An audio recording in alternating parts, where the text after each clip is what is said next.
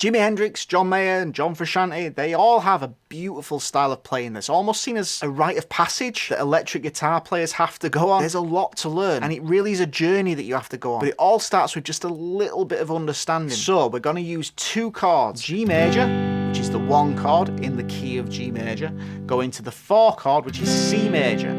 Your open strings and your 12th fret are the same notes, just an octave higher. So what we're going to do is we're going to take this normal chord shape and we're going to play it 12 frets higher. So we're going to play it here. Now, we can also add this bar to it if we want to, which is going to be a bit more correct with the octave here. As long as I'm visualizing this shape, I know that I've got these bottom 3 notes of it, these middle ones, and this top ones, Visualizing these chord shapes, that's the key to this entire thing. So because we're in the key of G major, your normal pentatonic shape, starting from the 12th, around this 12th fret position, play like this.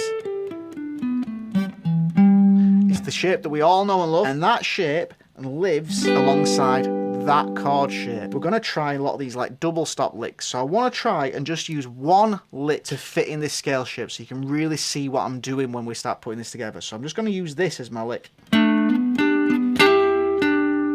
Something like that. Might be slight variations, but it's going to be based around that idea. So over a G chord, I can just play something like that. When we go to the C chord, we can now use the C major shape. Same idea as before. We're going to visualize this shape, but 12 frets higher. And it's the exact same thing. We can put this little bar in front of it if we need to. But it's important to visualize this shape. If we can see this shape when we're playing, and we can see it in his mind, we then know where we're targeting when we're playing. We know what notes are going to work on that C chord. Because we're in the key of G major, the scale shape is still the exact same because that's our home key. So we can still use this scale shape. But now we can land on notes from this shape because we're getting used to visualizing this shape. Now I can play around with those two shapes and play a G major to a C major chord even without any backing, and it should sound like I'm outlining and playing those chords. So over a G,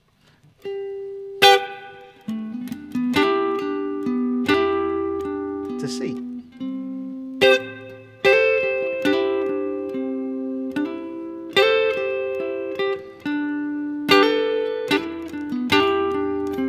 If we take a G major chord shape, this one, the root note of this chord is this note here, this one played at the 3rd fret of the low E string. So this finger here is playing the root. So if we now move this chord shape like we did before going to the 12th fret, which is going again to a G note here, every time we move it down, we're playing a different chord type. And we stop when we get to C, which is here. We've now got the exact same shape as we had here, which means we've got the same chord shape, we've got the same scale shape, and we've got the same lick. That lick I was using for this chord, for the G chord before, now works here as a C chord.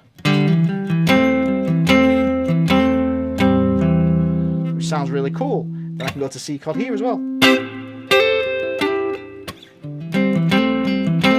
I'm still just playing a C chord. That also means that this shape we played here, we can also change this shape to be a G chord. So if we take it back to where it was to start with, this C chord shape, the normal one, the root note is here.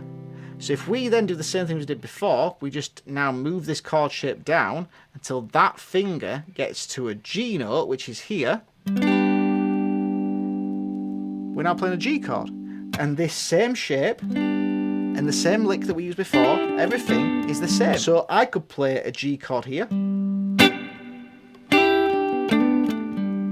Then I could go to a C chord, but I could do that here this time. G chord here again.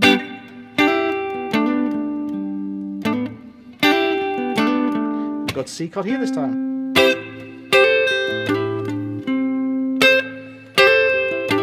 And now I could go to a G chord here this time.